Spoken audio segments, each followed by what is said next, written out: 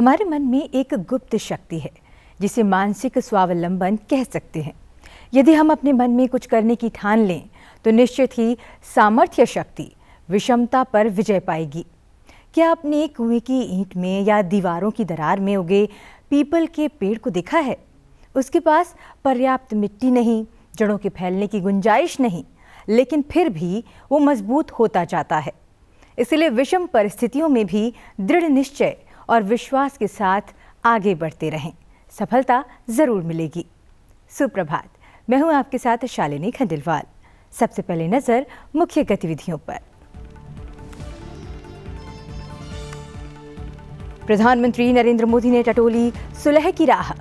रूस के राष्ट्रपति पुतिन और यूक्रेन के राष्ट्रपति ज़ेलेंस्की से अलग अलग फोन पर की बात। प्रधानमंत्री ने कहा, बातचीत और कूटनीति से सुलझे रूस यूक्रेन के बीच संघर्ष की राह। प्रधानमंत्री नरेंद्र मोदी ने वीडियो कॉन्फ्रेंसिंग के माध्यम से लोकतंत्र के लिए शिखर सम्मेलन को किया संबोधित। कहा, भारत न केवल अपने लोगों की आकांक्षाओं को पूरा कर रहा है बल्कि दुनिया को आशा भी कर रहा है प्रदान।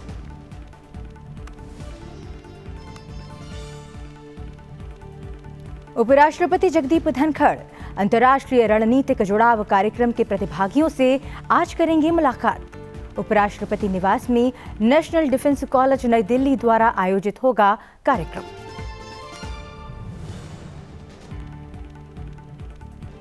और आयकर निदेशालय दिल्ली ने लोकसभा आम चुनाव के मद्देनजर नियंत्रण कक्ष किया स्थापित। नियंत्रण कक्ष के जरिए निगरानी से दिल्ली के भीतर नकदी, सर्राफा और अन्य कीमती सामानों की संदिग्ध आवाजाही और वितरण की जांच करने में मिलेगी मदद।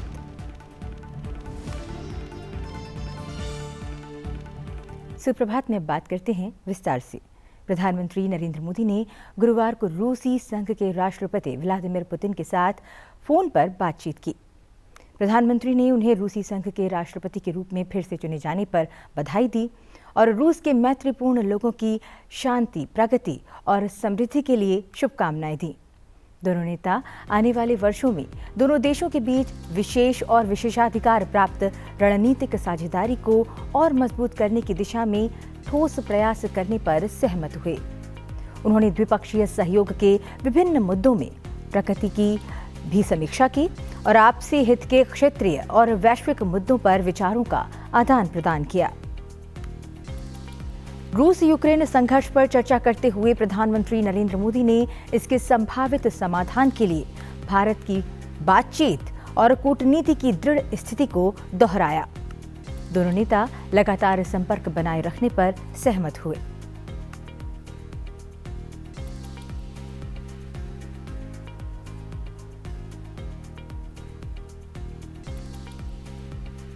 इसके बाद प्रधानमंत्री ने यूक्रेन के राष्ट्रपति वोलोदिमीर ज़ेलेंस्की से फोन पर बात की।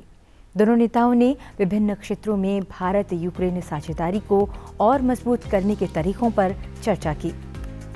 वर्तमान में जारी रूस यूक्रेन संघर्ष पर चर्चा करते हुए प्रधानमंत्री नरेंद्र मोदी ने भारत के जन केंद्रित दृष्टिकोण को दोहराया और आगे बढ़ने के रास्ते के रूप में बातचीत और कूटनीति का आह्वान किया।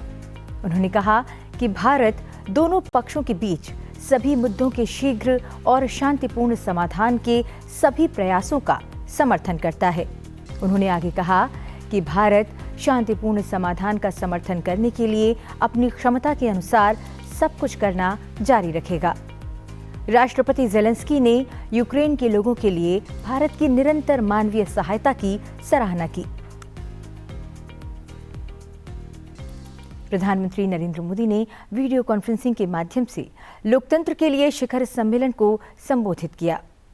भारत न केवल अपने लोगों की आकांक्षाओं को पूरा कर रहा है बल्कि दुनिया को आशा भी प्रदान कर रहा है। ऐसा प्रधानमंत्री नरेंद्र मोदी ने कार्यक्रम को संबोधित करते हुए कहा, लोकतंत्र के लिए शिखर सम्मेलन को दुनिया भर के लोकतंत्रों के लिए अनुभवों का आदान प्रदान करने और एक दूसरे से सीखने के लिए एक महत्वपूर्ण मंच बताते हुए प्रधानमंत्री नरेंद्र मोदी ने लोकतंत्र के प्रति भारत की गहरी प्रतिबद्धता को दोहराया। उन्होंने कहा कि भारत में लोकतंत्र की एक प्राचीन और अखंड संस्कृति है। प्रधानमंत्री ने कहा कि लोकतंत्र भारतीय सभ्यता की जीवन धारा रही है। सर्वसम्मति निर्माण, खुला संवाद और स्वतंत्र चर्चा पूरे भारत के इतिहास में गूंजती रही है। इसलिए सभी भारत को लोकतंत्र की जननी मानते हैं।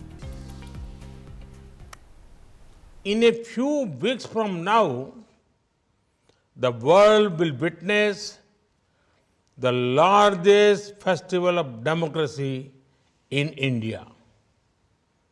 With around 1 billion voters expected to vote, this will be the largest electoral exercise in the history of mankind. The people of India will once again affirm their faith in democracy. India has an ancient and unbroken culture of democracy. It has been the lifeblood of Indian civilization. Consensus building, open dialogue, and free discussion have resonated throughout India's history. That is why my fellow citizens consider India to be the mother of democracy.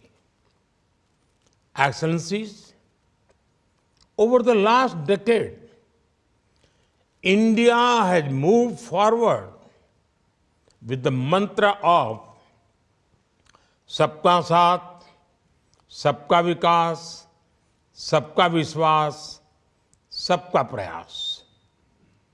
That is collective efforts for inclusive growth. Reaching out to all sections of society, particularly the poor, women, youth, and farmers has been our top priority in the true spirit of inclusivity. विदेश मंत्री doctor S Jaishankar ने लोकतंत्र शिखर सम्मेलन के तीसरे संस्करण में भारत सरकार की ओर से राष्ट्रीय वक्तव्य दिया। विदेश मंत्री ने कहा कि स्वतंत्र, निष्पक्ष और समावेशी चुनाव कराने की भारत की प्रतिबद्धता इसकी लोकतांत्रिक मशीनरी की लचीलेपन और अनुकूलन क्षमता को रेखांकित करती है, जो ये दिखाती है कि जटिलताओं के बीच भी प्रत्येक नागरिक की आवाज मायने रखती है। लोकतंत्र शिखर सम्मेलन में इस वर्ष की थीम भविष्य की पीढ़ियों के लिए लोकतंत्र है, जो न केवल भारत की सीमाओं के भीतर बल्कि दुनिया भर में गूंजती है। The Indian Constitution, a beacon of pluralism and inclusivity, stands as a testament to the confidence of the founding fathers to create a nation where every citizen, regardless of the background, enjoys equal rights and opportunities. The spirit of debate, discourse, and consensus building that pervaded our historical past continues to breathe life into our democratic institutions. As we navigate the complexity of the modern world, we draw strength from a heritage that recognizes the intrinsic worth and dignity of every individual, mirroring the very essence of democracy. It is this amalgamation of ancient wisdom and contemporary values that positions India as the mother of democracy. बढ़ते हैं आगे और बात करते हैं startup Mahakumbh की। प्रधानमंत्री नरेंद्र मोदी ने दिल्ली के भारत मंडपम में स्टार्टअप महाकुंभ में निवेशकों और उद्यमियों को संबोधित किया। इस अवसर पर उन्होंने आयोजित प्रदर्शनी का अवलोकन भी किया। सभा को संबोधित करते हुए प्रधानमंत्री ने स्टार्टअप महाकुंभ के महत्व पर प्रकाश डाला और 2047 तक विकसित भारत के निर्माण के लिए देश के रोड मैप पर बल दिया। साथियों, भारत आज अगर ग्लोबल स्टार्टअप स्पेस के लिए नई उम्मीद, नई ताकत बनकर उभरा है, तो इसके पीछे एक सोचा समझा विजन रहा है। भारत ने सही समय पर सही निर्णय लिए, सही समय पर स्टार्टअप्स को लेकर काम शुरू किया। प्रधानमंत्री ने सही नीतियों के कारण देश में स्टार्टअप इकोसिस्टम के विकास पर संतोष जताया। उन्होंने स्टार्टअप्स के बारे में बदलती सोच पर टिप्पणी की। भारत की युवा शक्ति का सामर्थ्य आज पूरी दुनिया देख रही है। इस सामर्थ्य पर भरोसा करते हुए देश ने स्टार्टअप इकोसिस्टम निर्माण करने की तरफ अनेक कदम उठाए हैं। शुरुआत में इस प्रयास पर भरोसा करने वाले बहुत कम थे, जैसा मैंने प्रारंभ में कहा। हमारे यहाँ पढ़ाई का मतलब नौकरी और नौकरी का मतलब सिर्फ सरकारी नौकरी, यही सब था। आज जो स्टार्टअप सफल डिजिटल इंडिया द्वारा स्टार्टअप को प्रदान किए गए प्रोत्साहन को रेखांकित करते हुए प्रधानमंत्री नरेंद्र मोदी ने कहा कि ये बड़ा प्रेरणा स्रोत है। उन्होंने सुझाव दिया कि कॉलेज इसे एक अध्ययन के रूप में देखें। आज जो स्टार्टअप सफल हो रहे हैं उन पर एक बड़ी जिम्मेदारी भी है। आपको ये तो ध्यान रखना ही है कि आपके आइडिया पर किसी ने भरोसा किया है, तभी आप यहां पहुंचे हैं। इसलिए आपको भी एक नए आइडिया को सपोर्ट करना चाहिए। कोई तो था जिसने आपका हाथ पकड़ा था, आप भी किसी का हाथ पकड़िए। क्या आप किसी एजुकेशनल इंस्टीट्यूट में युवाओं को प्रेरित करने के लिए मेंटर के रूप में जा नहीं सकते? मान लीजिए आपने 10 टिंकरिंग लैब ले लिए, जाएंगे उन बच्चों से बातें करेंगे, आपके आइडिया से उनके आइडिया चर्चा करेंगे, इंक्यूबेशन सेंटर पर जाएंगे, 1 घंटा दीजिए, आधा घंटा दीजिए, मैं रुपये पैसे देने की बात नहीं कर रहा हूं। देश की नई पीढ़ी से मिलिए दोस्तों, मजा आ जाएगा।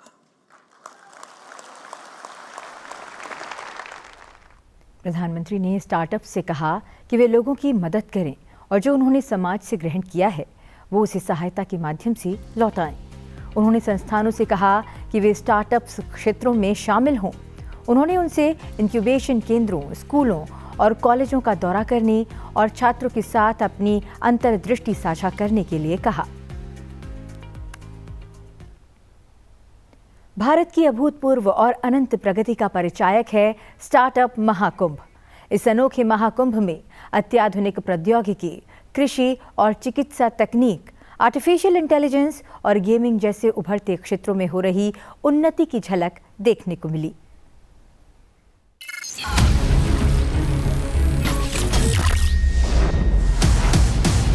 मैं स्टार्टअप हूं। नई ऊर्जा और नए उत्साह के साथ बदलते भारत की मैं बढ़ती ताकत हूं। वो भारत जो अनंत संभावनाओं और नवाचार की भूमि है।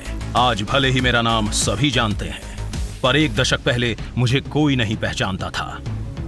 पर आज भारत की रगों में जिद है हर सपने को पूरा करने की, आसमान की बुलंदियों पर पहुंचकर सूरज को भी चुनौती देने की। तभी तो आज देश भर में 1,23,000 स्टार्टअप भारत के सामर्थ्य की कह रहे हैं नवीन कहानी। लगभग 13 लाख नौकरियों और रोजगार के द्वार भी तो खुले हैं। 670 से अधिक जिलों तक मैं पहुंच चुका हूं। युवा शक्ति, नारी शक्ति की मैं मजबूत हुंकार हूं। भारत के टियर 2 और टियर 3 शहरों में भी मैं आसमान छूने की जिद लिए नई ऊर्जा के साथ धड़क रहा हूं। स्टार्टअप इंडिया की यात्रा बहुत ही प्रेरणादायक रही है। वर्ष 2016 में स्टार्टअप इंडिया लॉन्च हुआ और स्टार्टअप इकोसिस्टम को बूस्ट करने के लिए फंड ऑफ फंड्स योजना शुरू हुई और फिर साल दर साल इससे नई उपलब्धियां जुड़ती गईं।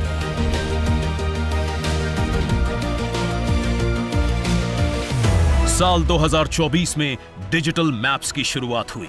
अभी हाल ही में भारत स्टार्टअप इकोसिस्टम रजिस्ट्री यानी भास्कर की शुरुआत हो चुकी है, जिसके माध्यम से स्टार्टअप इकोसिस्टम में विविध प्रकार के स्टेक होल्डर्स को एक साथ लाया जाएगा।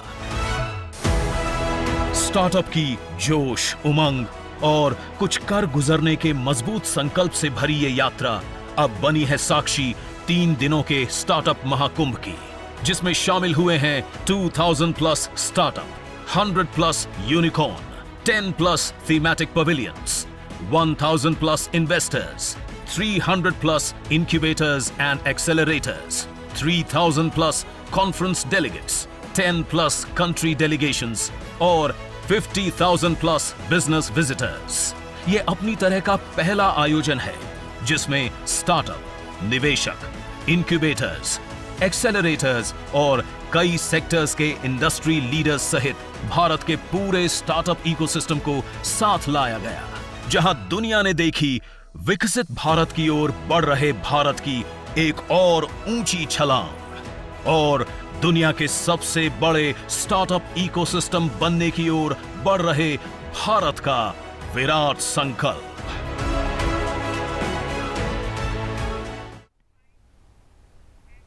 अब बढ़ते हैं आगे। प्रधानमंत्री नरेंद्र मोदी का भूटान दौरा फिलहाल के लिए टाल दिया गया है। विदेश मंत्रालय के मुताबिक खराब मौसम की वजह से ये फैसला लिया गया है। इन परिस्थितियों में वहां विमानों की लैंडिंग नहीं कराई जा सकती थी। ऐसे में दोनों देशों ने बातचीत के जरिए यात्रा को स्थगित करने का निर्णय लिया। दोनों देश राजनयिक चैनलों के माध्यम से नई तारीखों पर काम कर रहे हैं।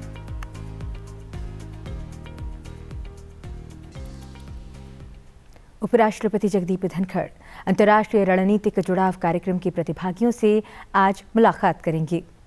उपराष्ट्रपति निवास में नेशनल डिफेंस कॉलेज नई दिल्ली द्वारा इस कार्यक्रम का आयोजन होगा। सुबह करीब 11:30 बजे इस कार्यक्रम की शुरुआत होगी। आप इसका सीधा प्रसारण संसद टीवी पर देख सकते हैं।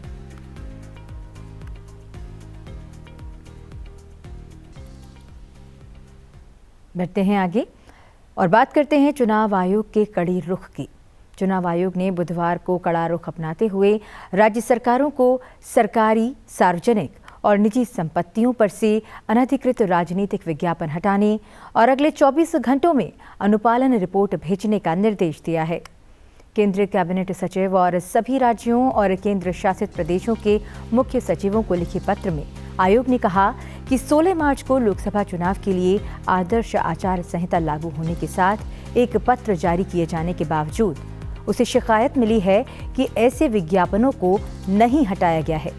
आयोग ने बुधवार को राज्यों और केंद्र शासित प्रदेशों की सरकारों को सरकारी, सार्वजनिक और निजी संपत्तियों पर से अनधिकृत राजनीतिक विज्ञापन हटाने और गुरुवार शाम 5 बजे तक अनुपालन रिपोर्ट भेजने का निर्देश दिया है। आयोग ने कहा कि उसने अपने निर्देशों का अनुपालन नहीं होने या आंशिक अनुपालन को गंभीरता से लिया है।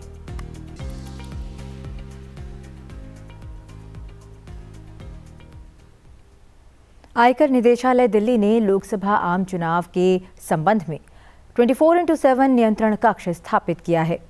इसके साथ ही एक और टोल फ्री मोबाइल नंबर 9868168682 जारी किया गया है। नियंत्रण कक्ष के जरिए निगरानी से दिल्ली के भीतर नकदी, सर्राफा और अन्य कीमती सामानों की संदिग्ध आवाजाही और वितरण की जांच करने में मदद मिलेगी। नियंत्रण कक्ष दिल्ली में आदर्श आचार संहिता की पूरी अवधि के दौरान कार्यशील रहेगा। केंद्र सरकार ने बुधवार को प्रेस सूचना ब्यूरो यानी पीआईबी के तहत फैक्ट चेक यूनिट को सरकार की फैक्ट चेक यूनिट के रूप में अधिसूचित किया है। अधिसूचना में कहा गया है कि केंद्र सरकार अपने किसी भी कामकाज के संबंध में पत्र सूचना कार्यालय के तहत फैक्ट चेक यूनिट को जांच इकाई के रूप में अधिसूचित करती है। ये यूनिट केंद्र सरकार से संबंधित सभी फर्जी खबरों या गलत सूचनाओं से निपटने या सचेत करने के लिए नोडल एजेंसी की तरह काम करेगी। केंद्र सरकार द्वारा जारी नियमों के तहत यदि फैक्ट चेक यूनिट को सरकार के कामकाज से संबंधित किसी फर्जी या गलत पोस्ट के बारे में पता चलता है तो वो इसे सोशल मीडिया कंपनी के संज्ञान में लाएगी। केंद्र सरकार ने ये अधिसूचना बॉम्बे हाई कोर्ट के फैसले के कुछ दिनों के बाद जारी की है। बॉम्बे हाई कोर्ट ने अपने फैसले में केंद्र सरकार को इस इकाई को अधिसूचित करने से रोकने से इनकार कर दिया था।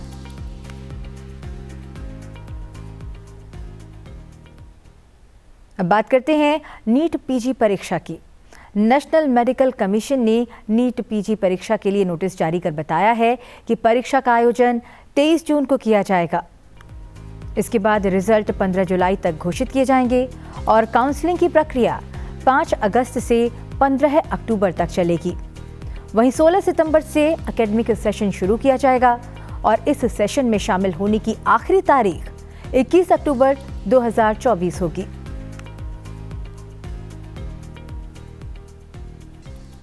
आज प्रसिद्ध शहनाई वादक उस्ताद बिस्मिल्लाह खां की जयंती है। वो अमेरिका के प्रतिष्ठित लिंकन सेंटर हॉल में प्रदर्शन करने वाले पहले भारतीय थे। उनके कालजयी शास्त्रीय संगीत ने सीमाओं को पार किया और वैश्विक पहचान हासिल की।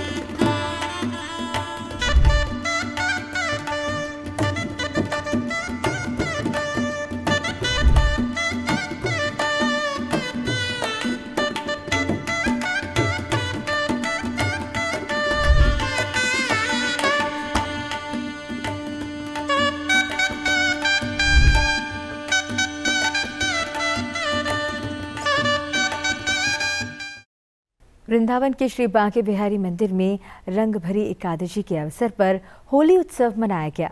आइए चलते चलते आपको छोड़ जाते हैं होली उत्सव की झलक के साथ। आप बनी रहिए संस टीवी के साथ। मुझे दीजिए आज्ञा। नमस्कार।